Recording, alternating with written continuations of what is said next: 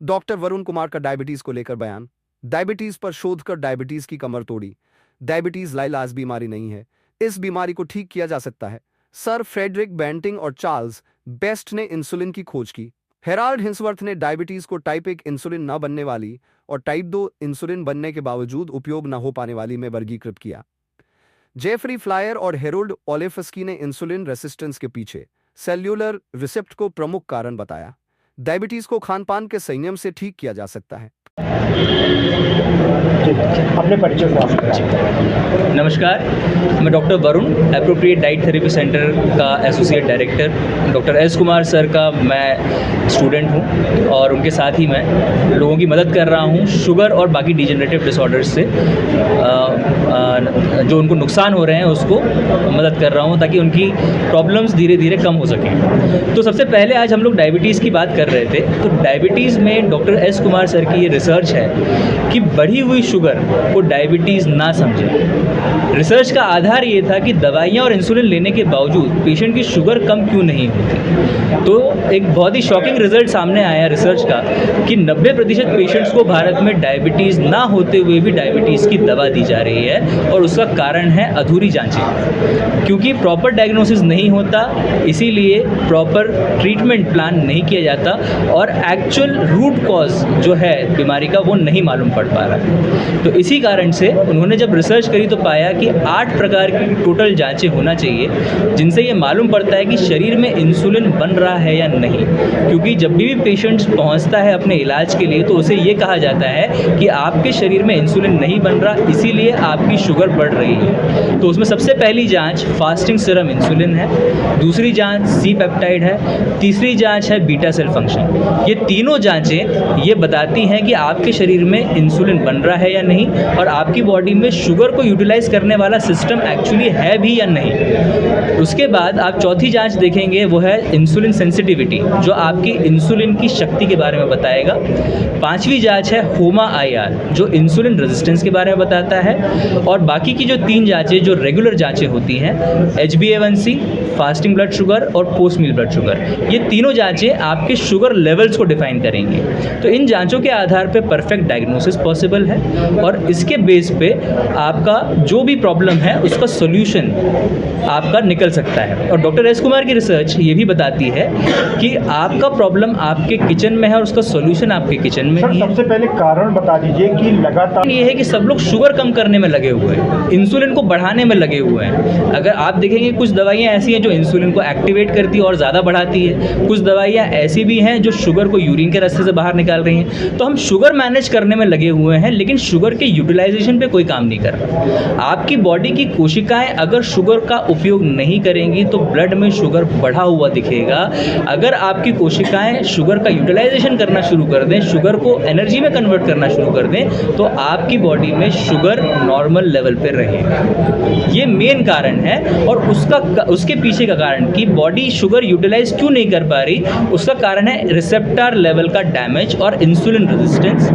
और इसके पीछे का जो कारण है, जो मेन कारण, वो आपके किचन में है, जिसका कारण तेल में छुपा हुआ है, खाने के तेल में। तो ऐसा कोई भी तेल अगर आप उपयोग कर रहे हैं जिसमें गर्म करने के बाद धुआं आता है, उसका रंग बदल जाता है, वो आपके शरीर में आपके रिसेप्टर्स को डैमेज कर रहा है, इंसुलिन रेजिस्टेंस का वो जनक है। और अगर आप वही तेल लेते रहेंगे तो आप ज़िंदगी भर आयुर्वेद, होम्योपैथ, एलोपैथ कोई भी दवाइयाँ आप लेते रहें, आप बस चेंज करते रहेंगे। आप एक पैथी से दूसरे पैथी में चेंज होते जाएंगे, लेकिन शुगर कंट्रोल आपका नहीं हो पाएगा। क्योंकि बहुत सारे लोगों को ये भी लगता है कि हम वॉक कर रहे हैं, 5 किलोमीटर चल रहे हैं, योगा कर रहे हैं, लेकिन फिर भी उनका शुगर कंट्रोल में नहीं है आज। तो उसका कारण ही ये है क्योंकि जो रिसेप्टर होता है वो बेसिकली एक एंट्री पॉइंट है। आप मान के चलें, आपके घर से जब आप बाहर जाते हैं तो ताला लगा के जाते हैं, तो वो जो ताला एक स्पेसिफिक चाबी होती है जो आप ही के पास है, तो उस चाबी को अगर कोई और, मैं अगर अपनी चाबी लगाऊंगा तो आपके घर का ताला नहीं खुलेगा। ऐसे ही इंसुलिन वो स्पेसिफिक चाबी है जो रिसेप्टर को ओपन कर सकता है,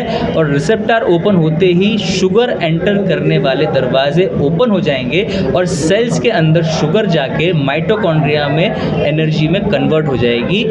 और जो शुगर आपको ब्लड में दिख रही थी, जब वो एनर्जी में कन्वर्ट हो गई तो आपकी ब्लड शुगर लेवल्स कम हो जाएंगे। आपको अपनी डाइट बहुत इंपॉर्टेंट है चेंज करना। अगर डाइट आप नहीं करते हैं तो किसी भी प्रकार की पैथी आपको सपोर्ट नहीं कर पाएगी। जो रिजल्ट आपको चाहिए वो शायद डिजायर्ड रिजल्ट्स आपको ना मिल पाए। सर जैसे आपने तेल बताया, रिसर्च में 3 मुख्य चीज़ें जो सामने आई हैं, पहला तो तेल है, तो सरसों, सोयाबीन, सनफ्लावर, ये सारे जो तेल हैं हमारे यहाँ पे रेगुलरली यूज़ किए जाते हैं और भी कई सारे तेल हैं, लेकिन इन सब में एक ही प्रॉब्लम है, इनका स्मोक पॉइंट। इनका स्मोक पॉइंट बहुत लो होने के कारण जैसे ही इनको टेम्परेचर दिया जाता है, जैसे ही इनको हीट दी जाती है, ये trans fatty acid, advance glycation end products, acrylamide, एक्रिलोमीन, ऐसे 30 प्रकार के अलग अलग केमिकल्स में कन्वर्ट हो जाते हैं जो आपकी कोशिकाओं को जकड़ लेते हैं, उनके रिसेप्टर्स को इंसुलिन से मुलाकात करने ही नहीं देते। तो जब चाबी अंदर घुसेगी ही नहीं ताले में तो दरवाज़ा कैसे खुलेगा? इसी कारण से शुगर आपका बढ़ता जाता है, क्योंकि सेल उपयोग करते नहीं हैं। और हम सुबह, दोपहर, शाम मिनिमम 3 बार तो हम लोग खाना खाते ही हैं। जितनी बार आप खाना खाएंगे उतनी बार शुगर तो आपका बनना ही बनना है, पर उपयोग ना होने के कारण वो शुगर आपके ब्लड में बढ़ा हुआ दिखता है। सर ऐसा भी और चीज़ें हैं जैसे दूध और दूध से बनी हुई चीज़ें, किसी भी प्रकार का पशु का जो भी दूध हम लोग ले रहे हैं, जैसे दूध हो गया, दही, छाछ, लस्सी, पनीर, चाय, इन सब का सेवन आपने बंद करना चाहिए। हालांकि आप घी खा सकते हैं, आप सफ़ेद मक्खन खा सकते हैं, वो आपके लिए अच्छा है, वो पहले भी अच्छा था, आज भी अच्छा है, आगे भी अच्छा रहेगा। और तीसरी चीज़ है फ्रूट्स में जो फ्रक्टोज होती है उसको आप और हम डाइजेस्ट नहीं कर पाते, वो लिवर में जाके it gets converted into uric acid में कन्वर्जन होता है उसका, जिससे लिवर फैटी हो जाता है। ज़्यादातर आप देखेंगे जिनको भी शुगर है वो अपना अल्ट्रासाउंड ज़रूर कराएं, उनको फैटी लिवर ज़रूर होगा। And fatty liver causes insulin resistance, fatty liver के कारण इंसुलिन रेजिस्टेंस होता है जी। सारे पेशेंट्स, 2 पेशेंट्स तो मेरे बाजू में बैठे हुए हैं और कई सारे ऐसे पेशेंट्स हैं। देखिए ये सारी बातें आपकी बेसिक बायोकेमिस्ट्री किताब में लिखी हुई हैं, जो हम लोग हमारे रेगुलर उसमें पढ़ाई करते हैं। हमारा जो कोर्स है, मेडिकल का कोर्स है, उसमें पूरी चीज़ें, ये सारी चीज़ें लिखी हुई हैं। उन सभी रिसर्च को अगर हम लोगों ने निकाल के, डॉक्टर एस कुमार सर ने उन सभी रिसर्च को निकाला और उनको संजोया, एक एक मोती को इन्होंने आपके सामने पेश किया जाता है। सर ये क्या मतलब है ही नहीं तो रिवर्स करने वाली कोई बात ही नहीं होती। हाँ, शुगर का यूटिलाइजेशन आप करा दीजिए तो आपको शुगर ब्लड में बढ़ा हुआ नहीं दिखेगा। सर और कुछ लाइफ स्टाइल में एक एक मोती को इन्होंने आपके सामने पेश किया जाता है। सर ये क्या मतलब है ही नहीं तो रिवर्स करने वाली कोई बात ही नहीं होती। हाँ, शुगर का यूटिलाइजेशन आप करा दीजिए तो आपको शुगर ब्लड में बढ़ा हुआ नहीं दिखेगा। सर और कुछ लाइफ स्टाइल में चेंज करने की ज़रूरत है? एक्सरसाइज आपको रेगुलर करना चाहिए। आप गेहूँ, सोयाबीन और मक्का ये ना खाते हुए आप मोटे अनाज की तरफ आप जाइए। जौ, चना सबसे बेस्ट होता है, ज्वार, रागी, बाजरा ये भी आप खा सकते हैं। इट कम्प्लीटली डिपेंड्स कि आपकी शुगर लेवल्स क्या है, आपका प्रॉब्लम क्या है, और रिपोर्ट्स के आधार पे हम लोग स्पेसिफिक बताते हैं। बट हाँ, ये कुछ चीज़ें हैं, मोटा अनाज आपको खाना चाहिए।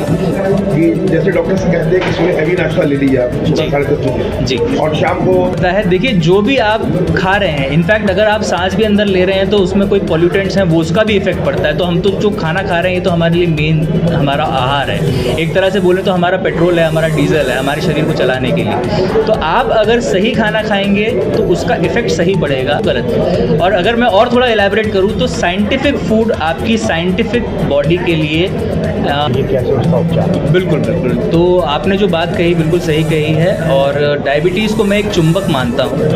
ये खुद तो आपस में खुद, अच्छा एक और चीज़ आपको बताऊँ, ये खुद कोई बीमारी नहीं है, लेकिन ये एक बीमारियों का घर है। ये सब बीमारियों को खींच के लेके आती है। मतलब करना, आपको हाथों की केयर करना, कंधे की केयर करना, जॉइंट्स की, मसल्स की, लिवर, किडनी, हार्ट, सब की केयर करना बहुत ज़रूरी है। आपने जैसे जो स्पेसिफिक सवाल पूछा डायबिटिक फूड, तो इसमें देखिए इसका मैं थोड़ा सा आपको पैथोलॉजी समझाने की कोशिश करता हूँ साधारण भाषा में। जब बढ़ाओ उसको उस बॉडी ने क्या फील किया या क्या काम कराना है उसको, ये भी पूरी इन्फॉर्मेशन सेंसरी रूप के थ्रू हमारे ब्रेन तक जाती है। जब शुगर आपकी नर्व्स के सेल्स में जो कुछ ब्रेक्स होते हैं उसमें जाके जब जम जाती तो नर्व कंडक्शन प्रॉपर नहीं हो पाता, और नर्व कंडक्शन प्रॉपर नहीं होता है तो सेंसेशंस आपके धीरे धीरे कम होना शुरू हो जाते हैं। अब जब आप चलते हैं तो चाहे आप जूते पहने हो चाहे आप नंगे पैर हो, आपको ये मालूम रहता है कि आप समतल ज़मीन पे चल रहे हैं, पत्थर आ गया है, नहीं आया है, या आप पानी में चल रहे हैं या आप कीचड़ में चल रहे हैं, आपको सब समझ में आता है। पर क्योंकि आपकी नर्व्स की समझने की क्षमता कम हो गई है, तो जो नर्व्स हैं वो ब्रेन तक इन्फॉर्मेशन नहीं पहुंचा पाती। इस कारण से ब्रेन उनको प्रॉपर सिग्नल नहीं दे पाता कि मसल्स को कितना कॉन्ट्रैक्ट होना है, कितना रिलैक्स होना है, आगे जाना है कि नहीं जाना है। इस कारण से ये मैं आप लोगों तक पहुंचा रहा हूं। ये 8 जांचें आप ज़रूर करवाएं। हो सकता है आप बिल्कुल नॉर्मल हो सकता है आपको डायबिटीज़ ना निकले, फिर नहीं निकलेगी तो बहुत ही अच्छी बात है, और अगर बाई चांस निकल गई तो उसका समाधान भी है। ऐसा मैं सूबेदार major Rishi Dikshit, president Indian services league Lucknow, vice president Uttar Pradesh, electronic media, print media के बिजली साथियों का और हमारी संस्था के साथियों का, अधिकारियों का और लखनऊ के पूर्व सैनिकों का, अप्रोप्रिएट राइट थेरेपी के पूरे स्टाफ की तरफ से और आप सबकी तरफ से मैं appropriate right therapy centre Lucknow ये पूरे स्टाफ को